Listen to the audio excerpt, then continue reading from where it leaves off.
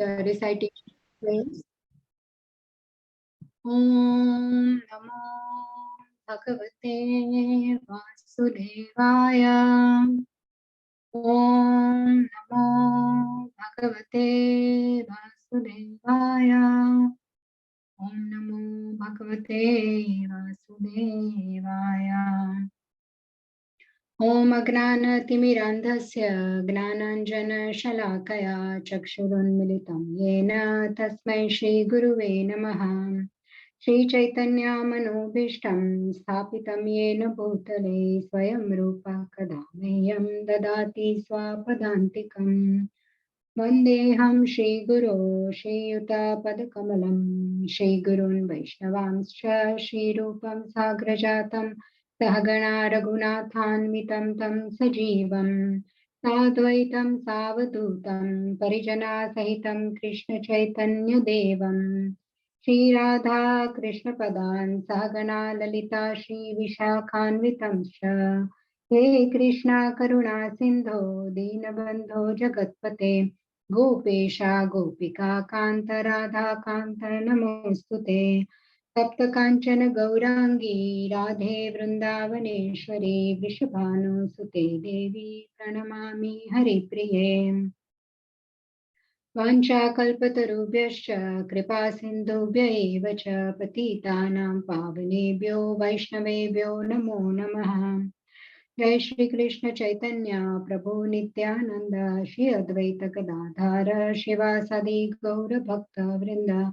Hare Krishna Krishna Krishna Hare Hare Hare Rama Rama Rama Hare Hare Namam Vishnu Padaya Krishna Preshthaya Bhutale Srimate Bhakti Vedanta Swaminiti Namine Namaste Saraswate Deve Gauravani Pracharine Nirvishesha Shunyavadi Paschatya Deshatarine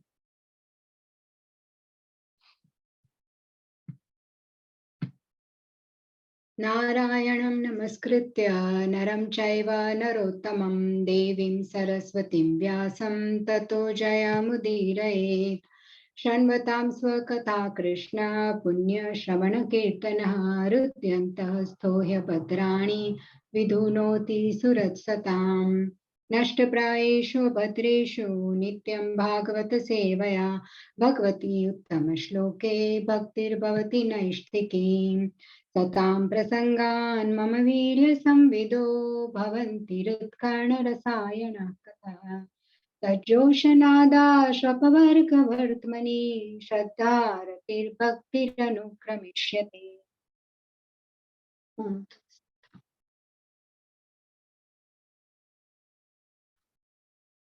Okay, so I'll share the Veda base so we can read from there. Is Veda base now visible on screen? Can anyone confirm? Yes. Okay, great. So today's verses are verses 27, 28, and 29. So we will need volunteers to read the purports. I'll read the shloka and the translation. Takshakadatmano mrutyam dvija putropasarjitat prapatyasya upashrutya mukta sangha padam hare. Translation and purport by Srila Prabhupada ki jai. After hearing about his death, which will be caused by the bite of a snake bird sent by a son of a Brahmana, he will get himself freed from all material attachment and surrender unto the personality of Godhead, taking shelter of him. Who would like to read the purpose? Can I please? Yes, please, Krishangi Mataji, sure. Material attachment and taking shelter of the lotus feet of the Lord go ill together. Material attachment means ignorance of transcendental happiness under the shelter of the Lord. Devotional service to the Lord while existing in the material world is a way to practice one's transcendental relation with the Lord. And when it is matured, one gets completely free from all material attachment and becomes competent to go back home, back to Godhead. Maharaj Parikshit, being especially attached to the Lord from the beginning of his body in the womb of his mother, was continuously under the shelter of the Lord, and the so-called warning of his death within 7 days from the date of the curse by the Brahman son was a boon to him to enable him to prepare himself to go back home, back to Godhead. Since he was always protected by the Lord, he could have avoided the effect of such a curse by the grace of the Lord, but he did not take such undue advantage for nothing. Rather, he made the best use of a bad bargain. For 7 days continuously, he heard Srimad Bhagavatam from the right source, and thus he got shelter at the lotus feet of the Lord by that opportunity. Hare Krishna. Hare Krishna. Thank you, Mataji. Text 28. Jignasitatma yatharthyo munirvyasa sutadasau hitvedam drupa gangayam yasyati adda kuto bhayam. After inquiring about proper self-knowledge from the son of Vyasadeva, who will be a great philosopher, he will renounce all material attachment and achieve a life of fearlessness. Yes. Anyone wants to read the purport now? Hare Krishna Mataji, can I read this? Yes, please, Indulekha Mataji, sure. Purport: material knowledge means ignorance of the knowledge of one's own self. Philosophy means to seek after the right knowledge of one's own self, or the knowledge of self-realization. Without self-realization, philosophy is dry speculation or a waste of time and energy. Srimad Bhagavatam gives the right knowledge of one's own self, and by hearing Srimad Bhagavatam, one can get free from material attachment and enter into the kingdom of fearlessness. This material world is fearlessness. Its prisoners are always fearful as within a prison house. In the prison house, no one can violate the jail rules and regulation. And violating the rules means another term of extension of prison life. Similarly, we in this material existence are always fearful. This fearfulness is called anxiety. Everyone in the material life, in all species of varieties of life, is full of anxieties, either by breaking or without breaking the laws of nature. Liberation or mukti means getting relief from these constant anxieties. This is possible only when the anxiety is changed to the devotional service of the Lord. Srimad Bhagavatam gives us the chance to change the quality of anxiety from matter to spirit. This is done in the association of a learned philosopher like the self-realized Sukadeva Goswami, the great son of Sri Vyasadeva. Maharaj Parikshit, after receiving warning of his death, he took advantage of his opportunity by associating with Sukadeva Goswami and achieved the desired result. Thank you, Krishna. Hare Krishna. Hare Thank Krishna. you. Who would like to read the next paragraph? May I? Yes, please, Yashani Mataji. Sure.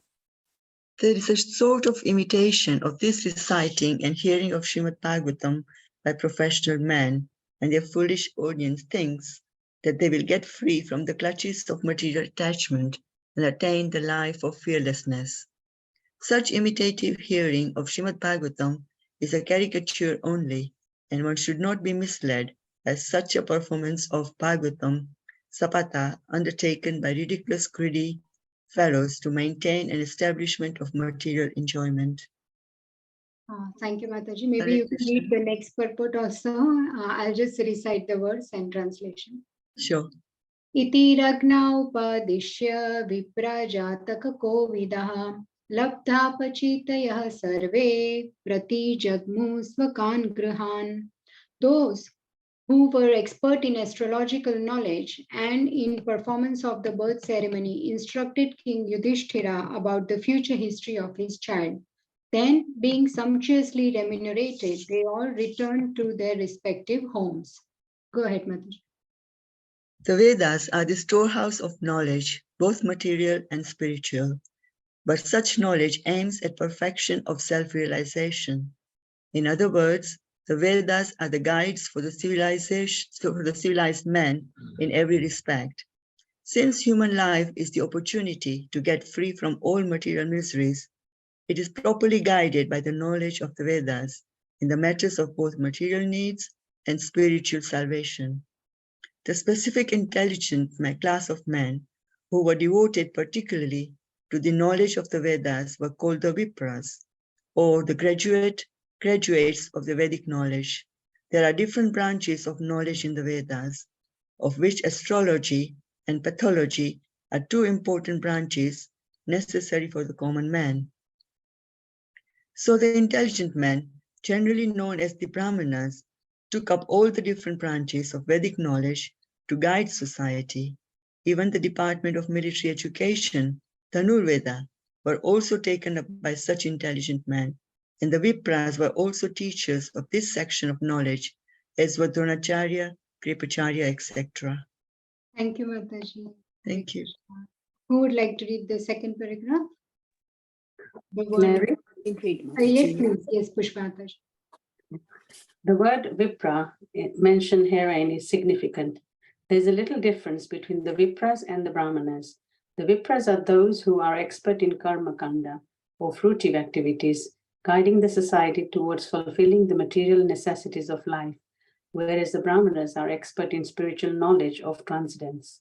This department of knowledge is called Jnana Kanda, and above this there is the Upasana Kanda.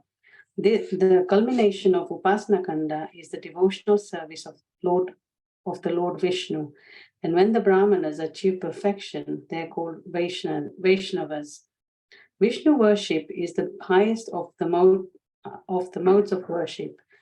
Elevated Brahmanas are Vaishnavas, engaged in the transcendental loving service of the Lord. And thus Srimad Bhagavatam, which is the science of devotional service, is very dear to the Vaishnavas. And as explained in the beginning of the Srimad Bhagavatam, it is the mature fruit of Vedic knowledge and its superior subject matter above the three khandas, namely karma, jnana, and upasana. Among the karma kanda. Thank you, Mataji. Hare Krishna. Hare Thank Krishna. you. Who would like to read the last one? Shall I read that? Yes, please, Bhagavati. Krishna.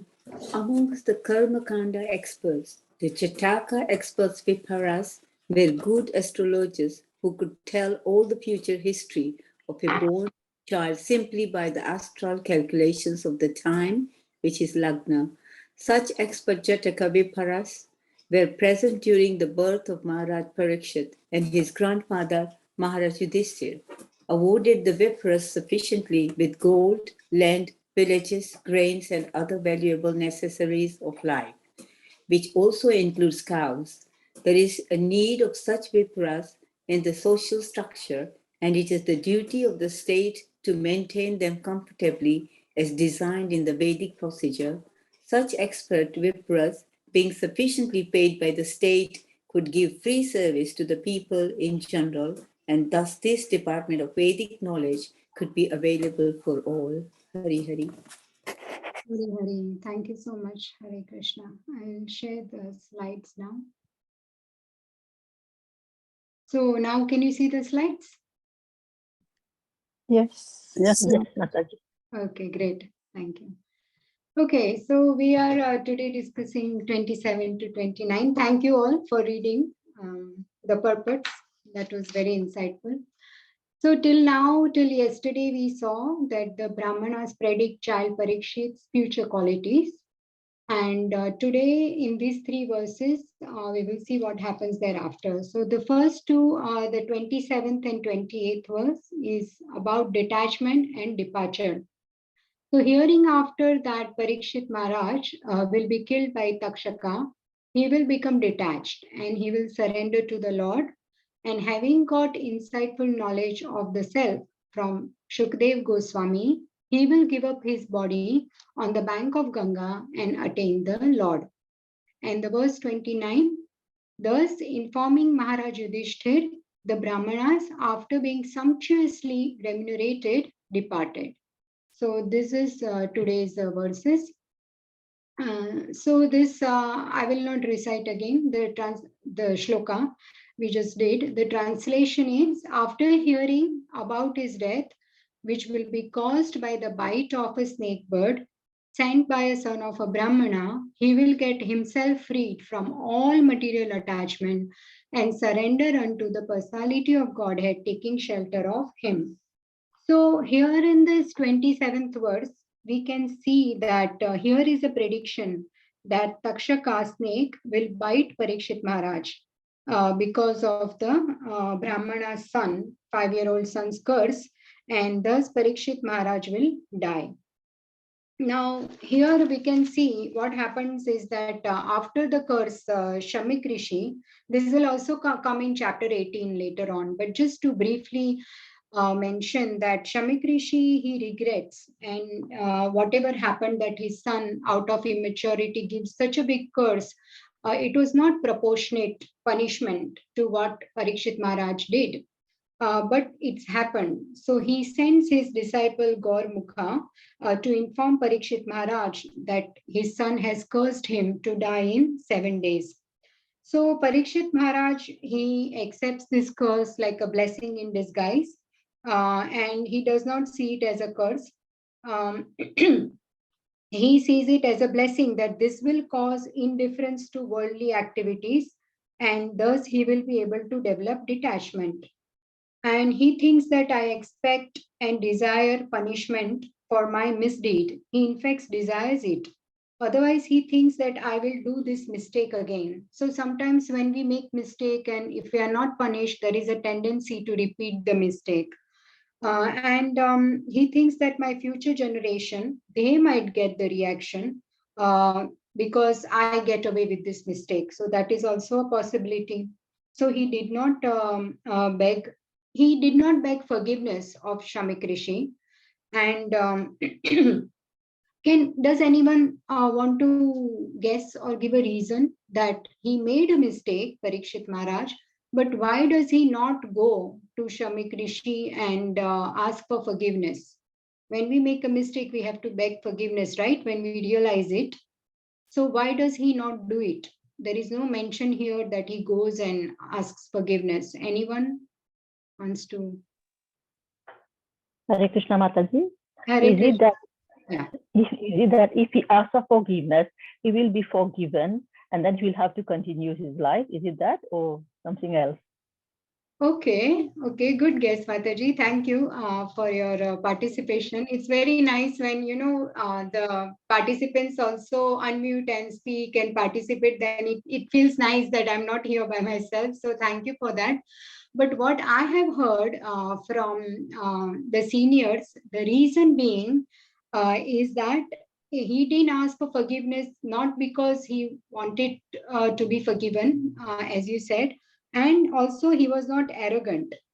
He was actually extremely humble. And when Shamik Rishi communicates his death news through Gaurmukha, it was with such a sadness. Shamik Rishi himself was so sad, and he was regretting. He was very morose that what his son did was so not right. So he himself was feeling very guilty and bad.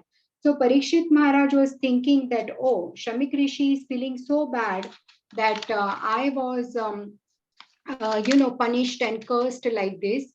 So if I now go and say sorry, he will be more embarrassed, isn't it? If somebody is already feeling so bad that this happened, and on top of it, if he goes and asks for forgiveness, he will be very embarrassed. So he was thinking of Shamik Rishi's embarrassment. Now we can see here the glory of Parikshit Maharaj, that how sensitive and glorious person he is, a devotee, that he is going to die, but he is thinking of the emotions and the sensitivity of Shamik Rishi. He was in a very sound health, Shamik Rishi, and he was going to live further. So he did not think that people will think that I am useless. Parikshit Maharaj didn't think that people will think I'm a useless Kshatriya. He even had the ability to counteract the curse. And even Srila Prabhupada says when we come to 6th canto, Chitraketu, he is also cursed by Mother Parvati. In a way, it was not, he made a mistake, but the curse was too big proportionate to what he had done. But he accepts the curse. So this is the consciousness of a devotee. They are thinking of the other people's emotions and their feelings and how we should not hurt them. So he's thinking in that way, and he accepts the curse. He comes down from the airplane, and he seeks forgiveness of Mother Parvati and says, okay, fine. If you say I made this is what is the offense, I graciously take the curse. And he becomes later on the demon. So Vritrasura. So here in the same way, Parikshit Maharaj graciously takes the curse on board, and he goes through the punishment. He does not go to beg forgiveness because he does not want the Brahmana Rishi to feel even more bad for what his son had already done, because he was already very, very sad and morose about it. He did not agree with this curse. So that's what's happened. Now we can see here in the 27th verse that Parikshit Maharaj, he did not even ask the Supreme Lord to protect him. And we saw this last time, and even when Prabhu gave the reason that Kali was supposed to come, Kali Yuga was supposed to start also, so he was to depart. But also, devotee does not take undue advantage of Lord's mercy, that, oh, you saved me at birth, so save me now that I'm going to die. He did not say that. And further, Parikshit Maharaj did not condemn the society of Brahmanas. In fact, he surrendered to another Brahmana, who is Shukdev Goswami. And when all the sages assembled there on the bank of Ganga, Parikshit Maharaj respected them all. He offered the obeisances to all of them. So because one Brahmana made a mistake, the community, he does not blame the whole community, and he acts completely appropriately, and he does not condemn the entire society just because one Brahmana acted like this. So in this way, Parikshit Maharaj was very, very tolerant also. So these are all the wonderful qualities of Parikshit Maharaj, and we have seen in all the previous verses, it has already been discussed. And then the next verse. So in this verse, in the purport today I read, there are so many wonderful points that Srila Prabhupada gives, and hopefully the time permits, we can discuss them all. I have put them on slides. As I was reading in this, I have put bits of that purport here. Srila Prabhupada says that, okay, so the translation is, after inquiring about proper self-knowledge from the son of Vyasadeva, who will be a great philosopher, he will renounce all material attachment and achieve a life of fearlessness. So now life of fearlessness here, Srila Prabhupada says, and in the purport he says material knowledge means ignorance. Ignorance of the knowledge of one's own self. That is material knowledge. Philosophy means to seek after the right knowledge of one's own self, or the knowledge of self-realization. Without self-realization, philosophy is dry speculation or a waste of time and energy.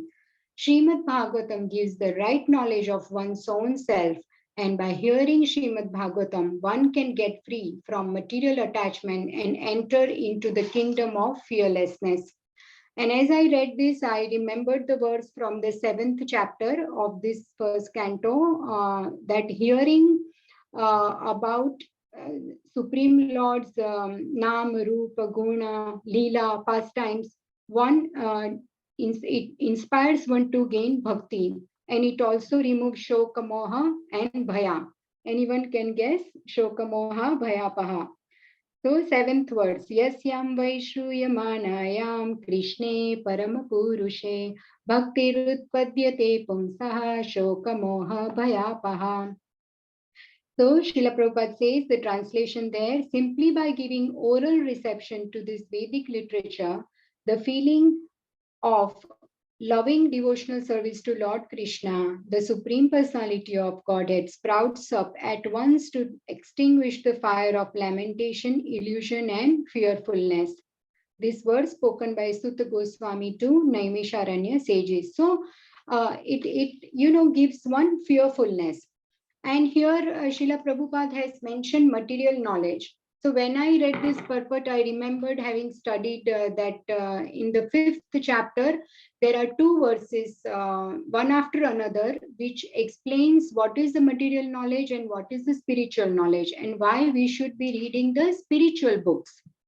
So this verse talks about what is a materialistic literature. We already covered this in the 5th chapter.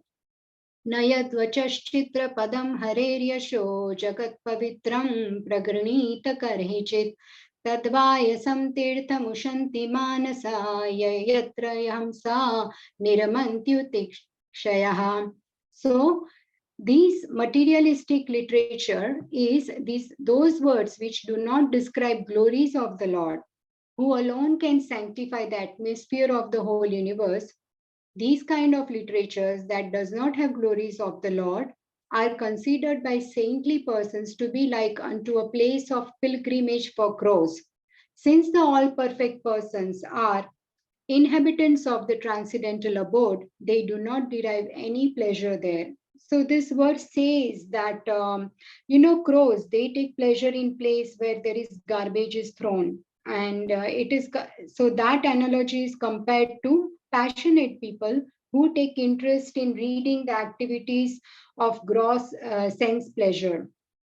And at the same time, swans, they do not take pleasure in places where crows assemble. In fact, they are seen instead in places of natural scenic beauty, an atmosphere like a transparent reservoir of water with lots of lotus flowers. So this is the difference between two classes of birds.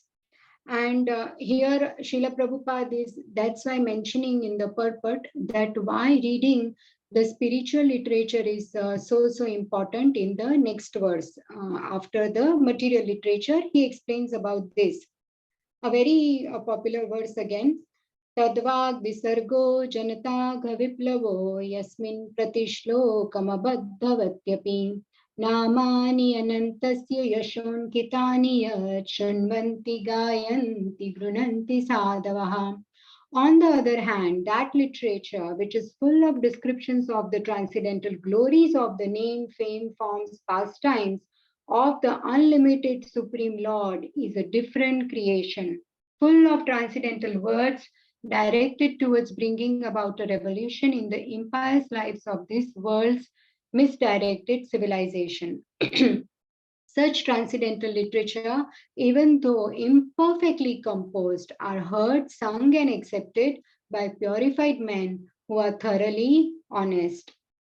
So here also in this, the purport, Srila Prabhupada gives a beautiful analogy again to understand that someone who is suffering from jaundice, their medicine is the sugar candy juice, but they are reluctant to take it because at that time when they are suffering through that disease, they find it very bitter. Similarly, but if they keep taking it, that is the right remedy for them. And then once they are getting cured by that, eventually that will taste like a sugar. The sugar cane juice will taste like a sugar. Similarly, let there be systematic propaganda for popularizing reading Bhagavad Gita and Srimad Bhagavatam, which will act like sugar candy for the jaundice-like condition of sense gratification. When men have a taste for this literature, the other literatures which are catering poison to society, which is the material literature, will then automatically cease. So here we see the importance of why to gain to gain the fearlessness, we need to read the transcendental literature. And also in the same purport of this 28th verse, Srila Prabhupada mentions that how this material world is dukkhalayam ashashvatam. So in the Bhagavad Gita 8:15, we know that mam upetya punarjanma dukkhalayam ashashvatam napnuvanti mahatmanah samsiddhim paramam gataha. So after attaining me, the great souls who are yogis in devotion never return to this temporary world, which is full of miseries because they have attained the highest perfection. But again, Srila Prabhupada says that since this temporary material world is full of miseries of birth, old age, disease, and death, naturally, who he achieves the highest perfection and attains the supreme planet does not wish to return. But Mahatmas, what they want is that they want to absorb in the transcendental service and Krishna consciousness, and they want to develop devotional service to Krishna. So for them, they don't have the desire to elevate to material planets, but wherever they are, they want to associate with the Krishna's devotees, and they want to do the pure devotional service. That is their goal. And even when I read this verse again, Mahatmana, when you read something, then something else comes to your mind. This Mahatmas is also in the 9th chapter of Bhagavad Gita, 9:13. Mahatmanastu mam partha devim prakrutim ashritaha bhajanti ananya manaso gnatva bhutadim avyayam.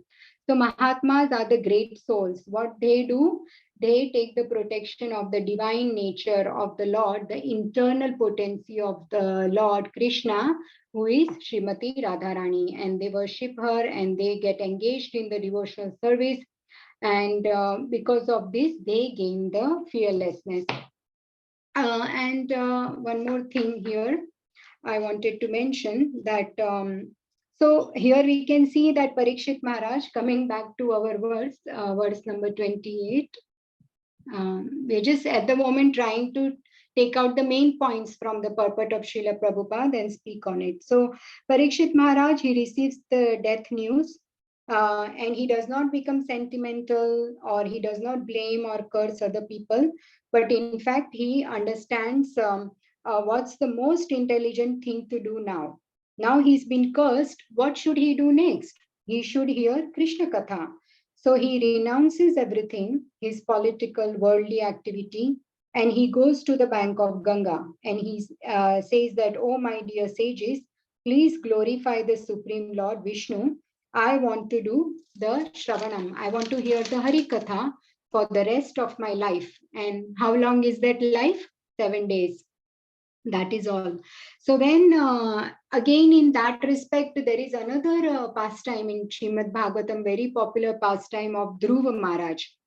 Dhruva Maharaj was insulted by Suruchi. So he goes crying to his mother Suniti, right? And Suniti pacifies Dhruva, and what she says 3 nice things. First thing she says, please do not harbor any negative or ill feelings towards your stepmother. She immediately tried to wipe out, she wants him to wipe out any negative feelings that he may have, because Dhruva's heart is very tender. And the right thing to do is to teach him to not harbor any bad feelings for anyone. Later on, she says that whatever distress one experiences in life is a result of one's past misdeeds. And here her intent is to say that you must have done something wrong to someone. That is why you are experiencing this insult today. Because Dhruva was he was hissing like a snake. He felt very, very insulted when he could not sit on his father's lap, as the stepmother did not allow him to do. So, and here, Suniti is saying all these things, but she herself is in a lot of pain. And her pain is compared to the experience of the pain of a tender creeper in a forest fire. So what happens when there is fire in the forest? What happens to a creeper which is so tender? It burns, right? And it burns and it gets thoroughly tormented. Similarly, Mother Suniti was also burning in forest fire of her husband's ridicule, neglect, and co-wife's mistreatment of her own child. But still, she was actually experiencing the pain, but still she was pacifying and giving the right advice and counsel to her son Dhruva. So here in this context also, Srila Prabhupada writes that more lamentation is useless. When something happens in our life that is bad and painful, simply lamenting is useless. Srila Prabhupada says, one has to find out the right means to come out of that lamentation. So the right means that Suniti found and suggested to Dhruva is that, my dear son, I am your mother and I can give you the love of one mother. But Supreme Lord Krishna is having affection for all the living entities as much as millions of mothers can have. So I can give you affection of one mother, but Lord can give you affection of millions of mothers. So you should surrender unto the Lord. Whatever desire you have, you take shelter of the Lord. And so he is the ashraya of everyone. And he is very affectionate to his devotees. And even Manu, Brahma, they all attain success by taking shelter of the Lord. So you will also attain that.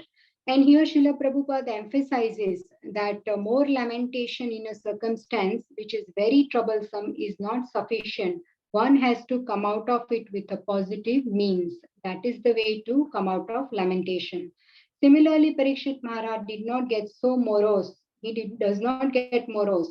He was cursed to die in 7 days. He just took intelligent decision to renounce everything and hear Krishna Katha.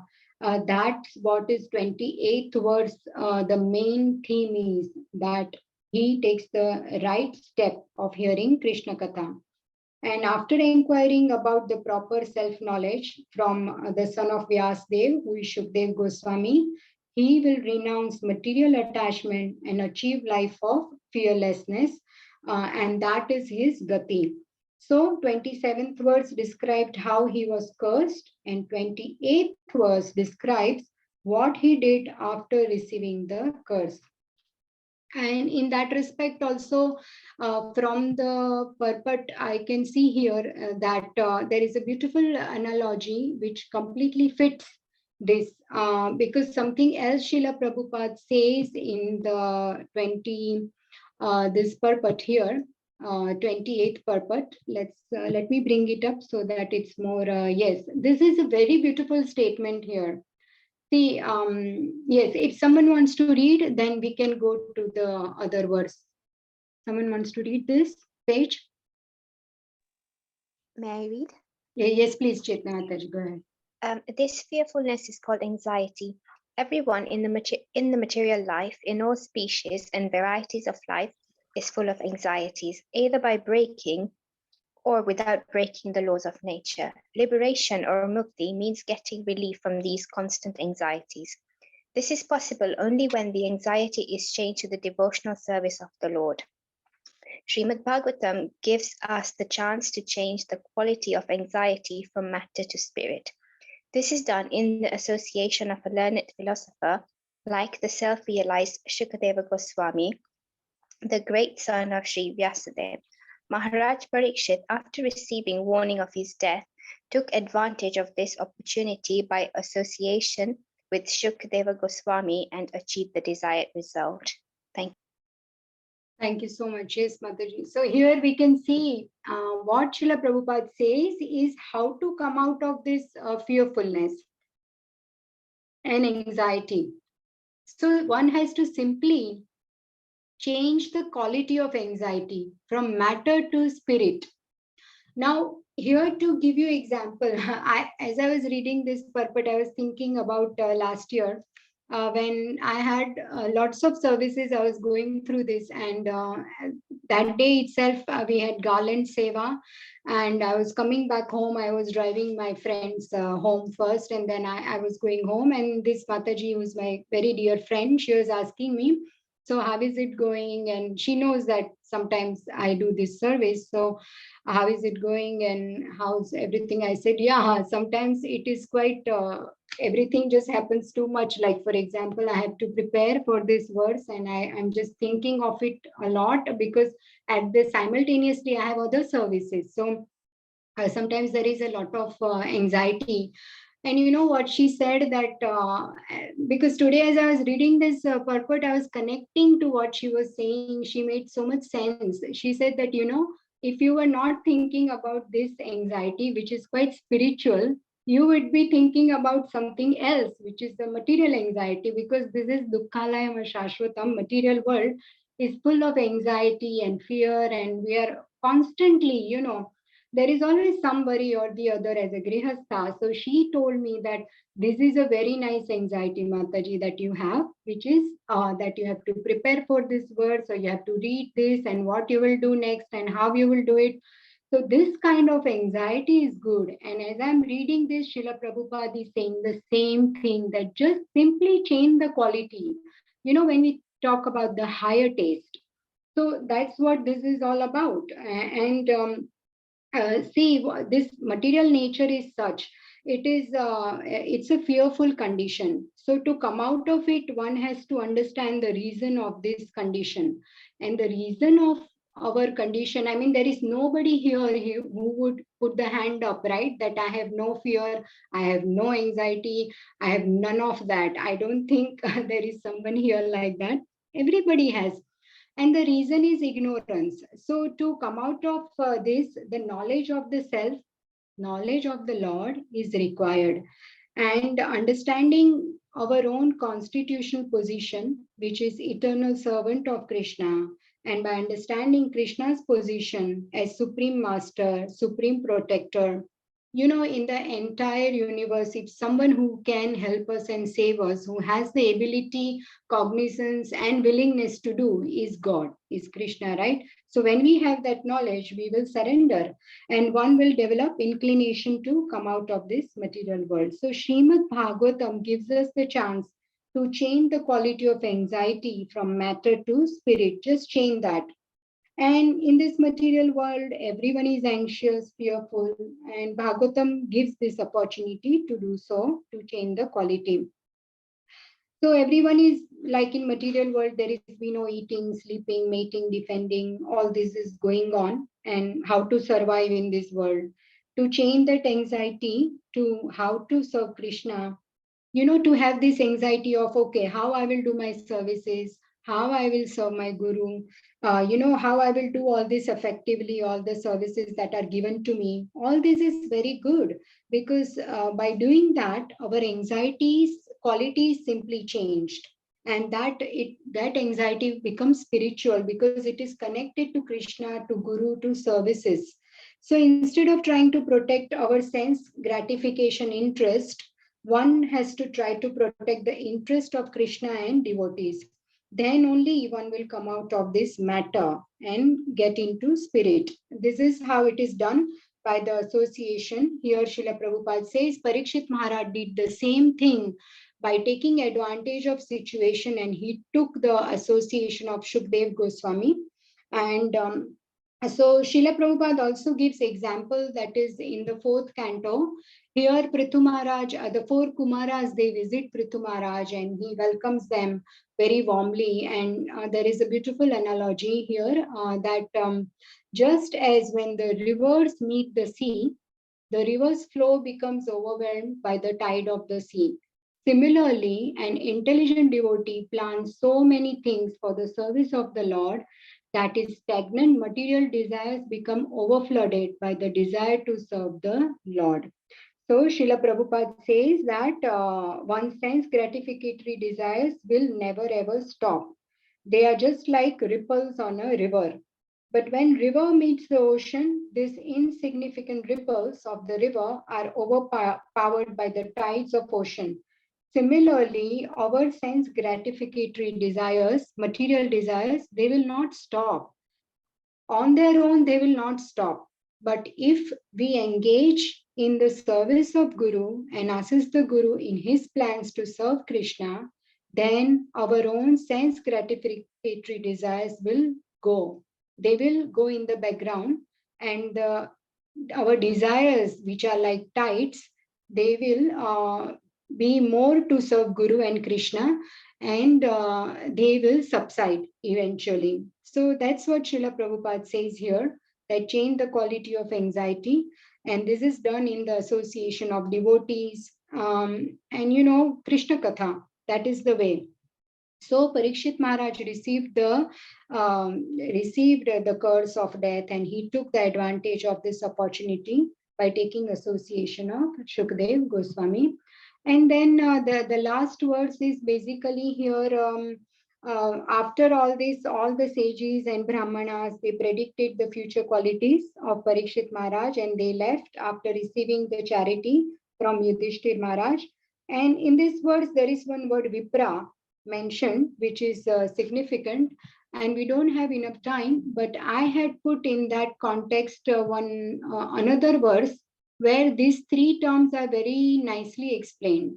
which is I read in the second chapter, second verse. There it is says that spiritual master accepts only the sincere inquirer as his disciple and gives him the sacred thread.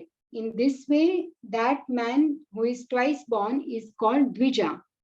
After qualifying as Dvija, one may study the Vedas, and after becoming well versed in Vedas, one becomes a Vipra. Thereafter, a Vipra or a qualified Brahmana thus realizes the absolute and makes further progress in spiritual life until he reaches the Vaishnava stage.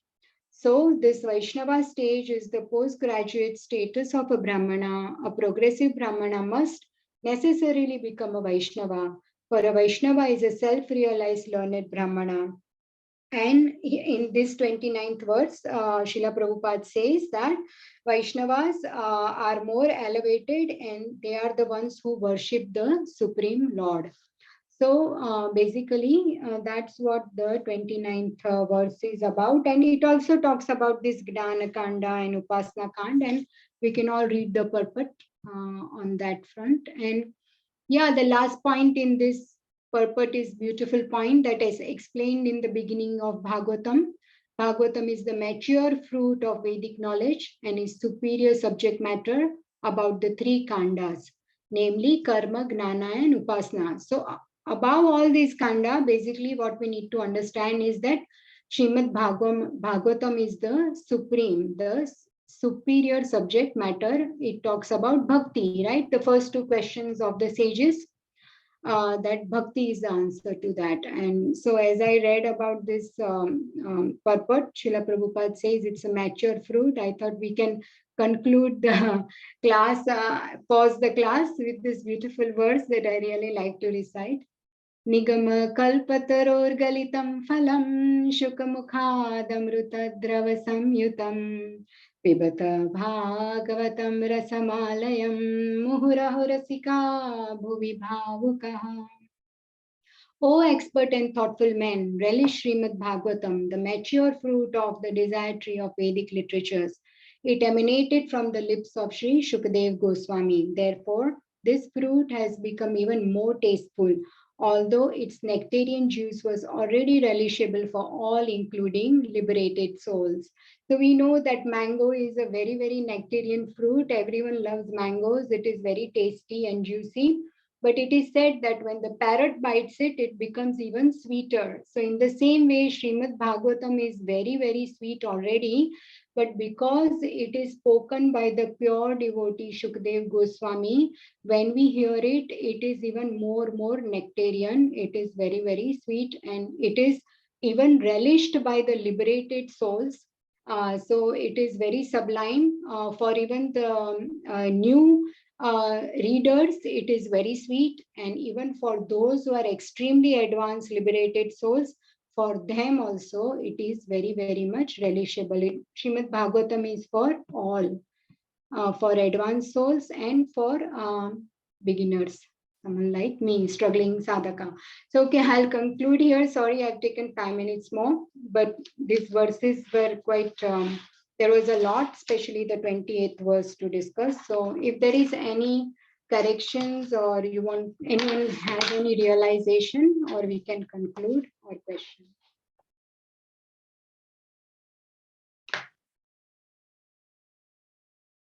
Okay, so it is all very nicely. I think everyone knows all the three verses very well. There is no questions or no comments. So we will conclude. Hare Krishna, Mataji. Hare Krishna, Mataji. Dandavat pranam. Thank you very much for this nice class again. Yeah, yesterday I was in the anxiety of material anxiety, then you turn it into spiritual anxiety, which was very good. After I finished, I realized that, wow, I forgot everything about other things. I just remembered I had to prepare for the class, and I did the class. So thank you very much. Yeah. Now I'm realizing what it was, what changed my mood and my anxiety. Thank you, Mataji. Thank you so much. Hare Krishna.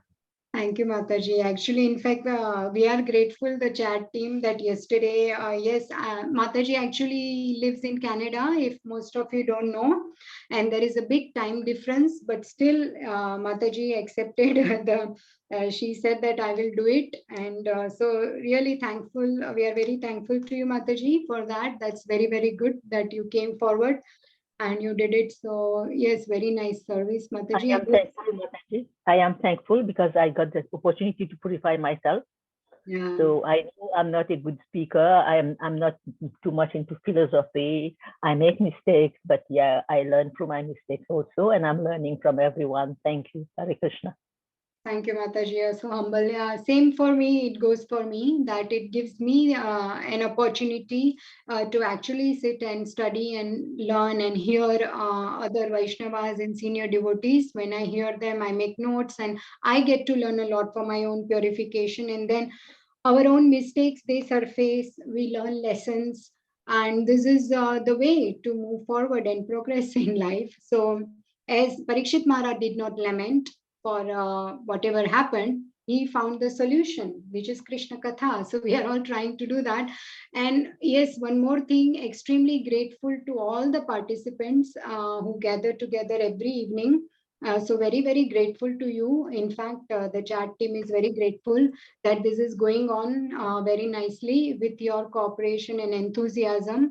So I am extremely grateful to all of you and for your patience. And so thank you so much for your participation. So we will conclude here. Tomorrow will be verse number 30 and there will be another devotee will be facilitating. So Vancha Kalpatarubhyascha Hare Krishna.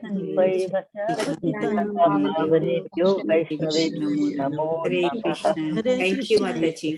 Thank you, Thank Mataji. you, Thank you. very Thank nice. you, Mataji. Thank you, Hare Krishna. Hare Krishna. Hare Krishna. Thank you for the one class. Hare Krishna.